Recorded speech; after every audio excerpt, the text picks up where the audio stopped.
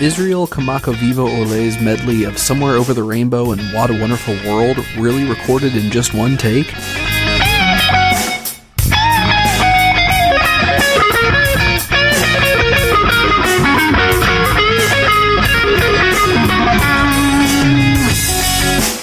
Hey everybody, this is Big Randy with the Smarts Project. I've provided security and transportation for some of the biggest names in the music industry.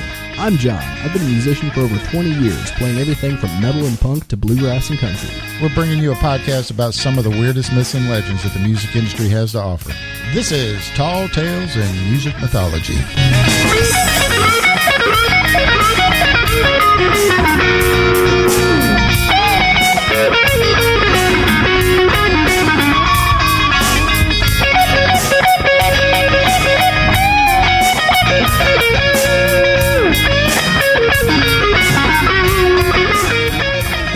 Hey everybody, what's going on? This is John, and today with me I have Mr. James Dwyer. Hello. Nice to meet everybody. Hey.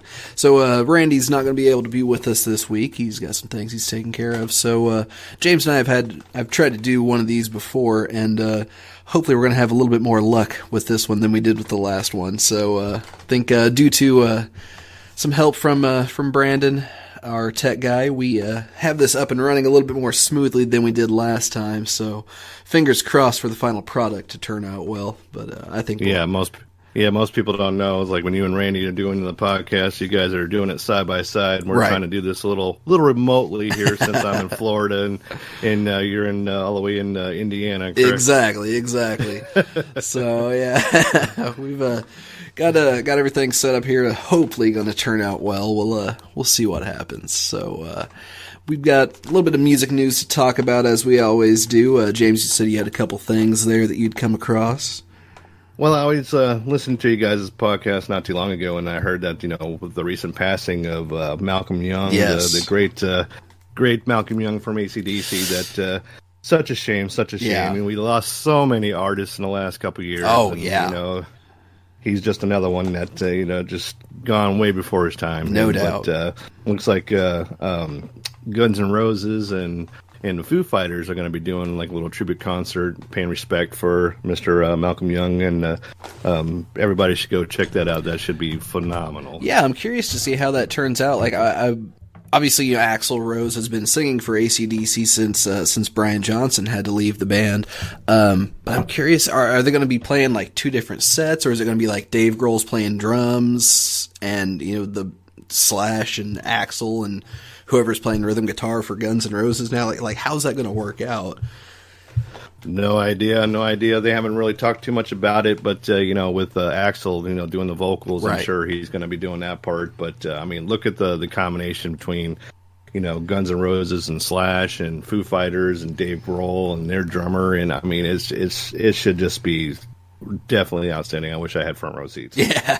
I'm curious to see how that turns out. I have no doubt that it'll turn out great, though. Dave Grohl is obviously an amazing musician and very, what's the word I'm looking for here? He's always very respectful, I guess, of artists like that. So I think that'll turn out great. Yeah, I mean, he's just an outstanding musician. You never hear anything bad about Dave Grohl. So, no, I mean, you're absolutely right. Like, everybody always says just nothing but great things about him. So as a person and as an artist, both. So yeah, that's it. I mean, have you guys heard yet on what's going to become of AC/DC? Now that Malcolm has passed away. No, I haven't. I'll be kind of surprised if they continue. Truth be told, just because Angus has over the years has said very clearly that Malcolm was the head creative force behind the band. So, which always surprised me when I first heard that, because you think of AC/DC and the first thing you think of is Angus Young and the schoolboy outfit. That's always my first thought, at least. So right. So I'll be surprised if they continue on. And obviously their output is really slowed down. I mean, hell, in the last 17 years, they've only put out, I think, 3 albums. So has it only been that many? I thought it was way more than that, but I could be wrong. No, because in 2000 they came out with Stiff Upper Lip, then in 2007 or 8, I think, is when they came out with Black Ice. And then I think 2014 was when they came out with Rock or Bust. And I believe that's it. I don't think they have put out anything else since then. Well, it just shows you, it takes a lot of work to put in an album, and they're not getting any younger. So. Yeah, no doubt. I mean, Malcolm had been retired from the band since at least 2014, so it's definitely they're getting up there in age. You got to figure these guys have been playing since I think 73 is when AC/DC actually first formed, and their first album came out I think in 75, High Voltage. And Brian Johnson, he didn't even audition for AC/DC until 1980. Yeah, exactly, because Bon didn't pass away until early 1980, I think it was. So, right. Yeah. A lot of people don't know that, Brian Johnson, he's been suffering, his eardrum problems and had nine surgeries, and he just, it's tough. It's tough. Oh, no doubt. I mean, being on stage like that every night with, that much volume behind you, that's going to take a toll.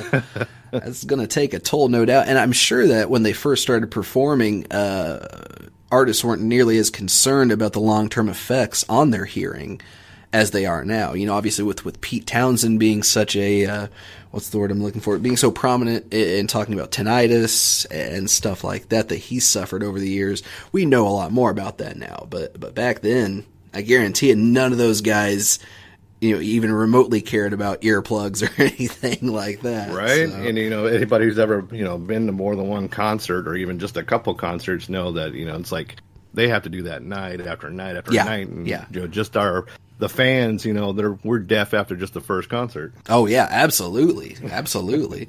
So, and I used to be the same way. Like I played shows with, a big 100-watt half stack back behind me and no hearing protection whatsoever. So, luckily my hearing has not suffered too much, but in the last, I'd say 10 years or so, anytime I performed, I've started using earplugs of some sort just to try to protect that. What'd you say? Yeah, no doubt. Strangely enough, I have great hearing still, so hopefully, fingers crossed that's not going to go anywhere, but, you never know. Good. Well, a lot of people don't really know me that well. I'm friends with Randy and partner with the Smarts Project, so I just wanted to kind of put that in a little bit. So, once again, he couldn't be here with us tonight because, had other things to take care of, but... hopefully everybody has had a great Thanksgiving. Yes. I'm still getting over, a nice little turkey coma 3 days later, but food hangover. And hopefully yours was good, John. I know. Oh yeah, absolutely. Thank you. And I take for granted that I didn't introduce you there. I take for granted that we recorded, a previous episode that didn't get used, and not everyone has heard that. So I apologize. Yeah. I apologize for not giving that proper introduction there. No, that's quite all right. So I just wanted people saying, like, who's this guy talking? Where's Randy? Randy's out of state and he's taking care of business and doing what he needs to do. So I figured I'd just come in and try to help out the cause. Indeed, and we appreciate that. Can't tell you how much we appreciate that. So my story today is about Mr. Israel. I'm going to try to pronounce this name correctly.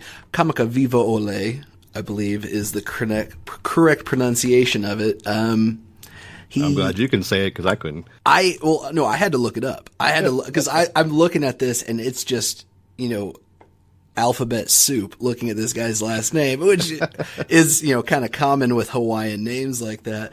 It's Hawaiian. Okay. Yes. So there's a YouTube video that I came across that was supposed to be a correct pronunciation of it, but they pronounced it Kamakawiwo'ole or something like that, and there's definitely way too many letters in this name to be pronounced with that few syllables. So I learned a little something about pronouncing Hawaiian names today, and that is that W's are pronounced as V's, just like in German. So I guess I should say Hawaiian names. Ho-ho. But welcome to Hawaii. Hawaii. Like the South Park episode. It's like so many of the stories that I talk about, this is one that I've seen pop up on Reddit at least a couple of times. And it's a very interesting story to go along with a song that almost everyone has heard. It's been featured in several movies and TV shows, movies like Finding Forrester, 50 First Dates, and Fred Claus, as well as TV shows such as Charmed, ER, Scrubs, Cold Case, and Glee. Sad to see so many terrible movies and shows using such a beautiful song. But, yeah. I'm pins and needles. What is it? Well, the song. Oh, sorry. Yeah. So you didn't hear the synopsis there. The song is a medley of "Somewhere Over the Rainbow" and "What a Wonderful World." Oh wow. Yeah, and so it's just a very simple song. Him and his voice and his ukulele, and that's all it is. So a little bit of backstory about Mr. Kamakawiwo'ole. I'm going to try to keep pronouncing this name as many times as I can until I pronounce it correctly. He was born in 1959, and he grew up around musicians his whole life. His uncle, actually, a man by the name of Mo Keel, or Kile probably is how that's pronounced, since, again, it's Hawaiian, was a prominent Hawaiian musician who contributed to his passion for ukulele. Israel began performing at the tender age of 11, playing with his older brother Skippy and their cousin. And his talent was recognized pretty early on in his life. Another Hawaiian musician, a man by the name of Dale Beasley, said the first time he heard him play at this graduation party, the entire room went quiet as soon as he began to sing, because his voice very much belied his size. So the recording engineer Milan Bertosa, who's the guy who recorded this session in question here, called him, quote, the biggest human being he'd ever seen, because Israel was 6'2" and at one point weighed 757 pounds. Wow. Yeah. Big man. Very big man there. He also was a very passionate activist as well. He believed that the prevalence of the tourism industry in Hawaii had demoted native Hawaiians to just second-class citizens in their own, what once was a country and obviously now is a state. And if old episodes of Dog the Bounty Hunter are any indication, I think he might have been right. Seems like every episode of that show used to feature at least one Hawaiian who was hooked on ice, or dog's preferred term for meth. And I can remember seeing at least one episode of Intervention featuring a Hawaiian girl who was hooked on OxyContin. So it's kind of sad. And if you know much about the history of Hawaii and its people, we didn't exactly treat them too well, which I guess we kind of have a history of doing that to indigenous people, unfortunately. As a result of his beliefs, he was a strong supporter of Hawaiian independence. He wasn't, like a radical going out and bombing things and killing people, but he was a pacifist and was very outspoken about his love of his country and his desire to see Hawaiians achieve their independence again.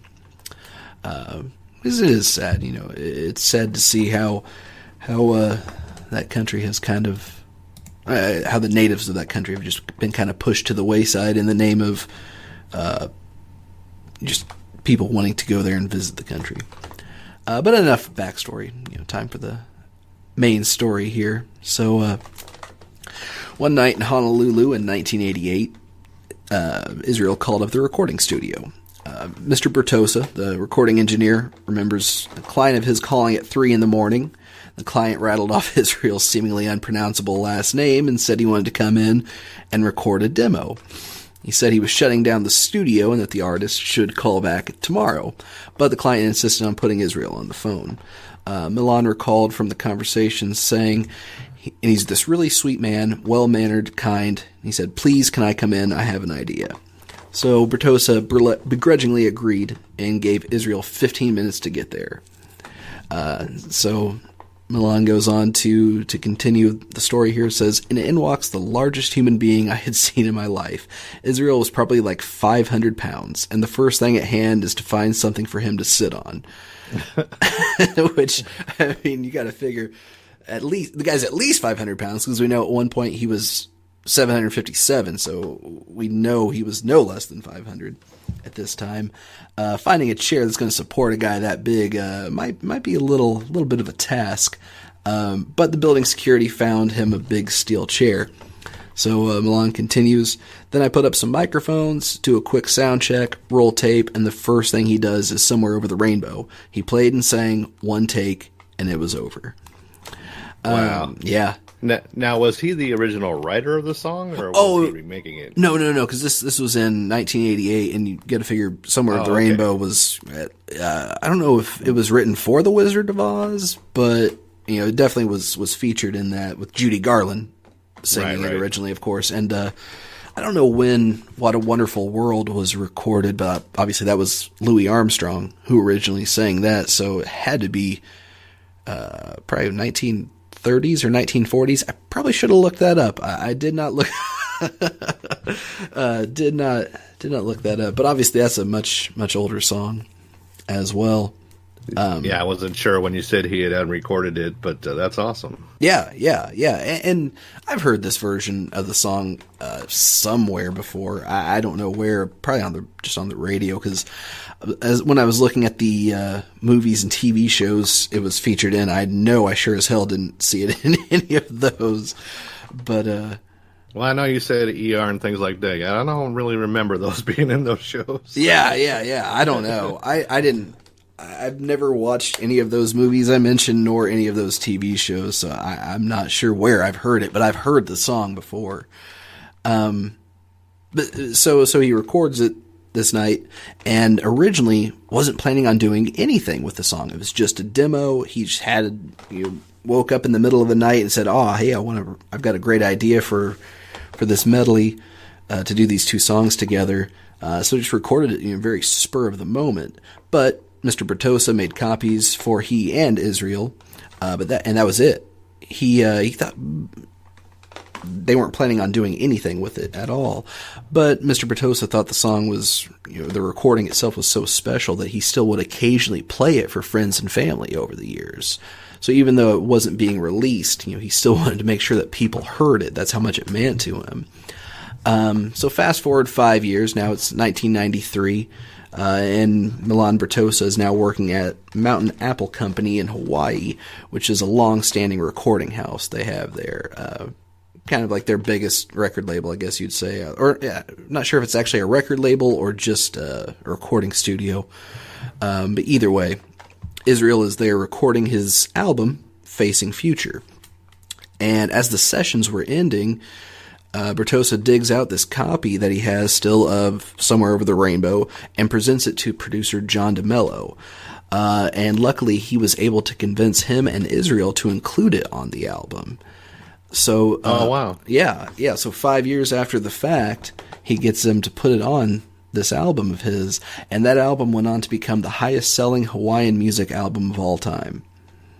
That's amazing. Yeah, on the strength of this one-off forgotten demo, it goes on to be their best-selling album of the country.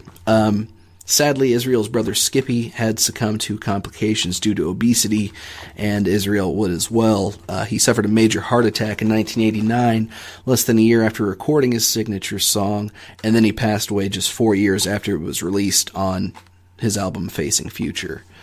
So, but it's just an amazing thing to know that this song that has become so popular over the years, and is his calling card, kind of, was just recorded spur of the moment, just without any, fanfare, without any thought, without really even any planning.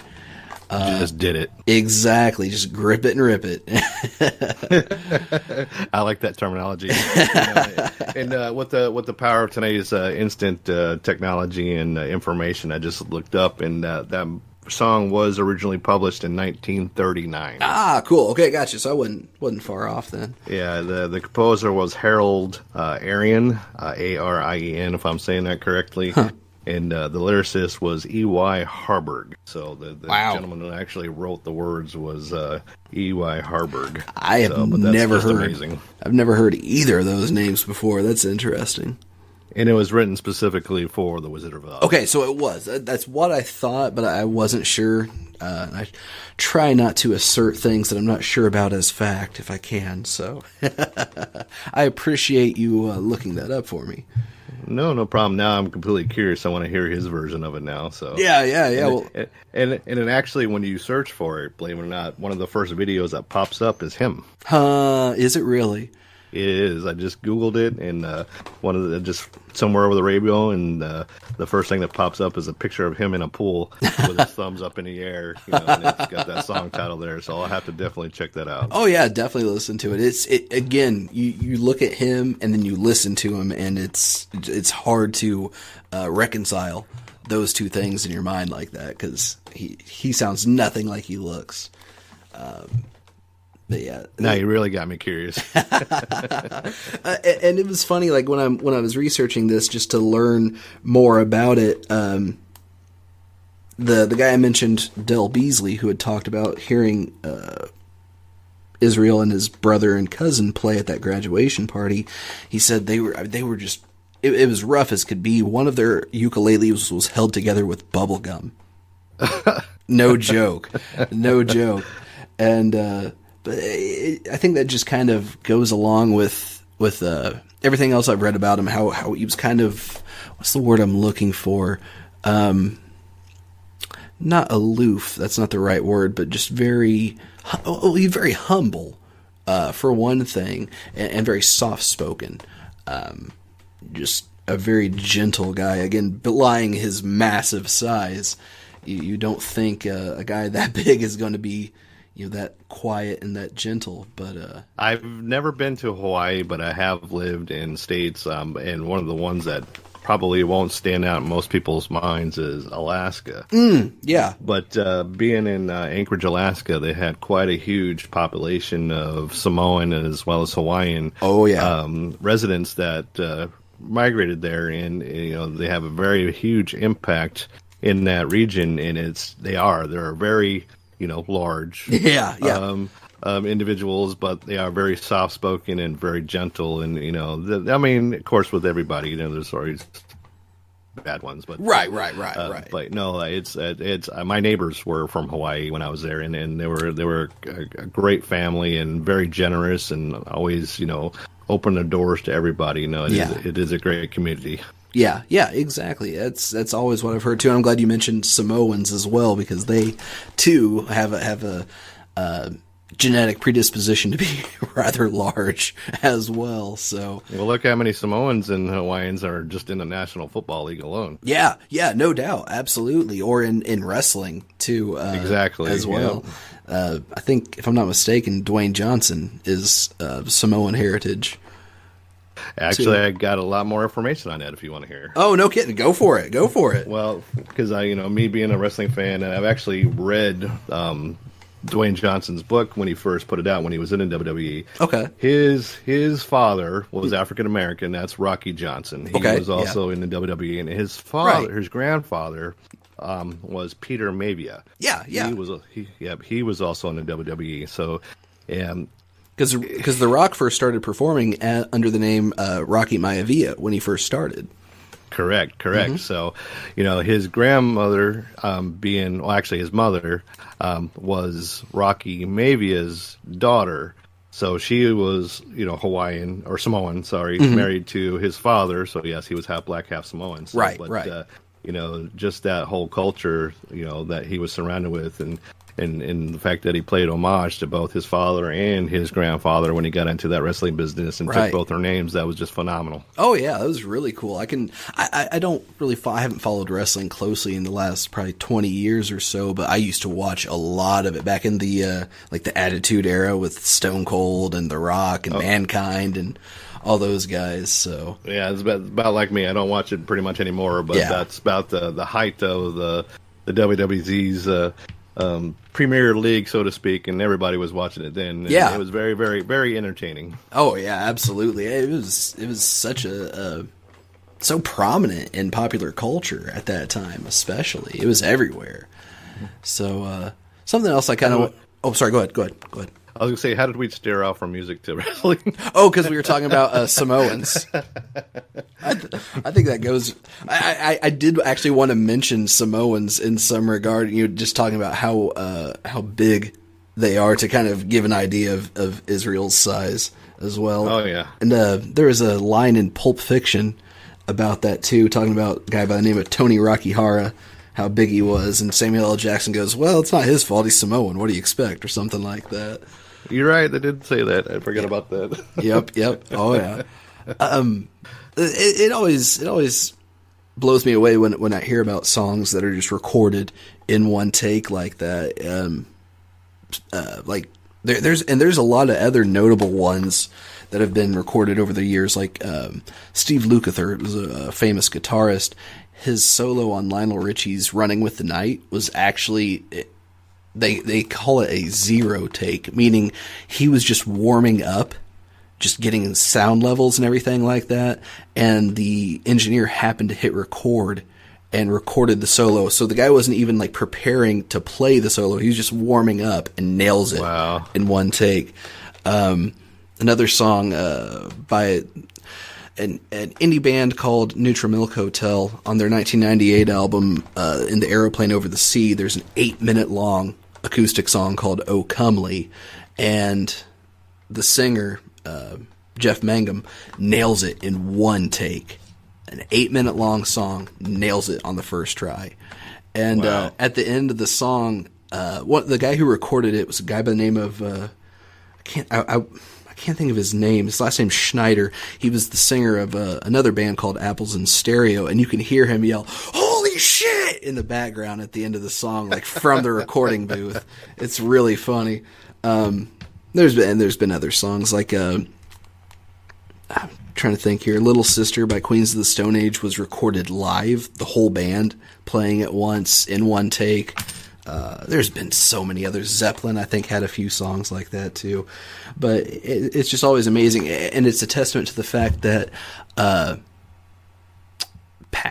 what's the word I'm looking for here? Just that energy is so important, and you kind of lose that energy sometimes with multiple takes.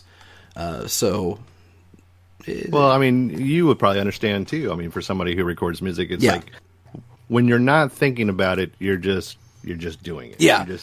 You're just playing because you want to play, you want to have fun.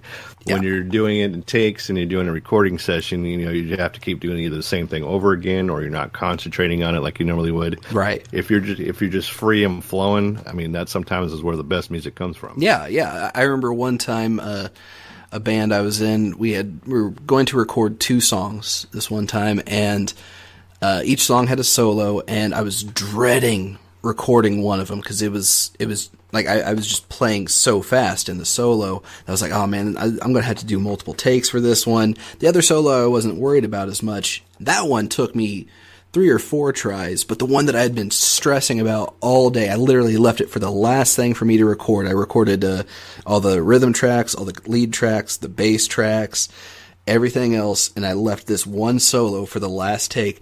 First try, nailed it. Best solo I've ever recorded, I think, in my life. And nice. It's just funny how that works out like that sometimes. So, but yeah, that's all I've got for that story there. No, that was very cool, and I definitely want to listen to it now. Yeah, definitely listen to it. I don't think you'll be disappointed.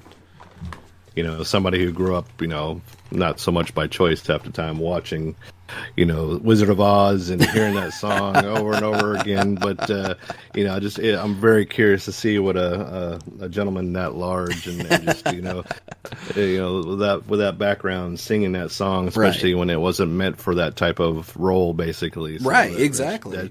That should be absolutely amazing. So I'm definitely going to check that out. Good. I think you'll like it.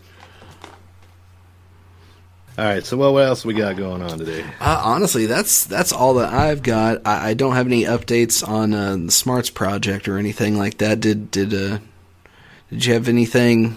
Not that I'm aware of. I know that it's still business as usual. Right. Like I said, Randy's out of town taking care of business, so I'll have more information at a later point. But we're still trucking along, trying to get everything in line, and doing the best we can to make sure that we reach all the students in the world, and hopefully this will be such a great thing eventually that it'll just spread like wildfire. Indeed, I agree. Well, if you don't have anything else, I'd say we can go ahead and wrap it on up here.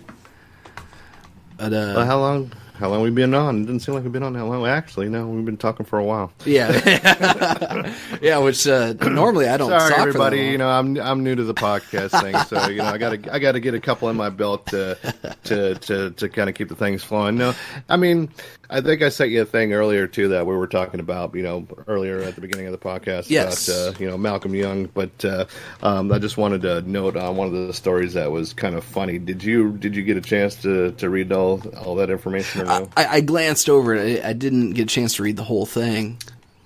But it's funny how, with tales of music mythology, how you hear all these different stories that, that you've never heard about before. And one that caught me funny was I guess I'm going to pull it up. That's back when Brian Johnson was with the band, and of course Malcolm was still around. But this was, I'm going to try to get more idea on the dates, but they kept hearing this noise, and they couldn't tell where it was coming from. And then, it was like every time they played, they kept hearing this scratching noise or this like clicking noise. Yeah. And then eventually they kept winding down each instrument one by one. They would stop playing the guitar, and they would still hear the noise. They would stop playing the bass, and then they would still hear the noise. And then finally they got down to the drums. And you know how most people, when they're playing drums, sometimes they'll have like a towel in there or something to help with the bass. Right. Where it beats. Well, they went into the drum kit and pulled out the towel, and there was a crab in there. And I saw that was such out of all the things that you hear from AC/DC, and you hear all the different stories and out of the drugs and the alcohol and the rock and roll, and the one thing that just struck me funny was a little crab in the bass, interrupting the entire recording session that was going on. That's when they were recording Back in Black. Oh, was it? Okay, gotcha. I was about to ask when that happened. Oh, and that makes sense because according to this article too, they were in the Bahamas when they were recording Back in Black. Exactly. So that makes, because I was like, where in the hell are they that a crab just wanders into the studio? I'm guessing they probably picked it up in the towel when they were on the beach or something like that, but that's hilarious. I'd always pictured, when they were recording Back in Black, such a great album. It's so iconic. Anybody who's around our age, grew up listening to that album, front, back, forwards, and in reverse. And you just don't picture it being recorded in the Bahamas. No, not at all. And I mean, especially knowing that the guys were from Australia. I think Brian is from England, if I'm not mistaken, but obviously the rest of them were from Australia. So yeah, that's so strange that they went there to record it, and especially given the fact that at this time they were virtually unknown in the U.S. You know what I mean? Like Highway to Hell made some inroads here and there, but other than that, I don't even think two of the albums. I think it's Dirty Deeds and TNT. I don't even think they were released in the U.S. until the late '80s. Yeah, you're probably right. When did Thunderstruck come out? That was later in the 80s, like 87. Yeah, late 80s, 94. I got a funny story on that one too. Okay, what you got? A lot of people don't know that Randy and I were both in the Navy, and we did that whole thing. But I had a roommate. I was a hospital corpsman. I was stationed in Charleston, South Carolina, and this is where we were living in the barracks at the hospital. And I had a roommate who was also a hospital corpsman with me, and we had to get up and go work a regular shift like you would 9 to 5, like most people do. We both worked at the pediatrics clinic at that time, but this guy for nothing could not wake up. Not wake up in the morning. He was just one of those, just could not get him up for nothing. And in the military, that's a big deal. You got to get up. You got to be on time. Oh, yeah, absolutely. And, this is, once again, early 90s, late 80s, and back when everybody still had those, very large stereo systems with the very huge wall speakers. Right. We didn't have a whole lot of everything because we were living in the barracks, but I still managed to have one of those huge stereo systems with, like probably 6-foot high speakers that took up an entire wall type of thing. Right. And once again, I was trying to wake up my shipmate there, and he didn't want to get up, and then having what little resources I had with me, I decided to pop in the tape of thunderstruck into that stereo system and cranked it as loud as I could. And then when it got to the drum part, during the thunder at the intro, right, he fell right out of bed. It was beautiful. It was beautiful. I think I woke up the rest of everybody else in the entire barracks. I was going to say, probably did. Yeah, oh, that's hilarious. But one of my greatest memories, and he still won't let me forget about it, but it was worth every second. Oh, yeah, I'm sure. That's funny. So thank you, AC/DC, for giving me a memorable moment. That's funny. Oh, man. Well, I actually found that segment of that article about when they were talking about the crabs here. Yeah. Hang on, let me get back to it. I was scrolling here. Yeah, it looked like it was kind of towards the beginning of the article there, I think. It was? Did I just lose it? Okay, so yeah. It says, right when they were in the Bahamas doing Black and Black and listening back one of the tracks. And this is Brian Johnson speaking because he was giving this interview. And he goes, I was sitting there going, yeah, that's Malcolm's riff. Phil was right on the money with the drums, and he always is. Mal sat for a moment and went, what is that noise? And we said, what noise? What are you talking about? He goes, there was a noise there. Play that again. They played it again, and we were all listening. Nothing. We took the tracks off one at a time until one thing was left, which was the bass drum. And I will be a son of a gun. All you heard was a clicking noise. I was like, what the F was that? They took the big blanket out of the bass drum, and there was a little sand crab that had been stuck there for 2 days. It had found itself in a nice little cozy thing while Phil was banging the living shit out of it, is what he said. And we just looked at Malcolm and said, how the hell did we even know? He just had such a great ear for stuff like that. So that's so funny. Yeah, and it makes you wonder, if it wasn't for what's going on with Brian Johnson's, ear problems now, if that was just the beginning, right, little glimmer of what might be coming, later on in his life. But it's like most people wouldn't be able to pick that up. No, exactly. And you bring up an interesting point there with Brian's hearing back then, even too, because he had already had a somewhat successful career with a previous band, and I can never remember the name of that band. Because that's how Angus and Malcolm knew of Brian Johnson, was from the band that he had previously sang for. So, that might be another great topic for another podcast. Yeah, there you go. There you go. Might have to look into that. Yeah, I can never remember the name of the band. I look it up every time I think of that, and I never remember it for some reason. So, but yeah. But yeah, that was my favorite story that I read today about AC/DC. I just thought it was great. That is pretty funny. That's a good one, no doubt. Well, hey, you got anything else? No, that was amazing. So I'm going to go check out that gentleman's work for Somewhere Over the Rainbow and show it to my wife and see what she thinks. There you go. Mm-hmm. Well, hey guys, as always, if anybody has any myths or legends you would like for us to talk about here on the show, you can always find us on social media. You can find us on Facebook at Tall Tales of Music Mythology, or on Twitter at T2M2 Podcast, or you can email us at hosts, HOSTS, at T2M2.org. And even though Randy is not here today, you can always reach out to him at randy@thesmartsproject.com. And as he likes to say, their complaint department is open 24/7. So, but as always, guys, just be kind to each other. Tell everybody that you love them every day, and never be a myth, always be a legend. All right, bye. Later.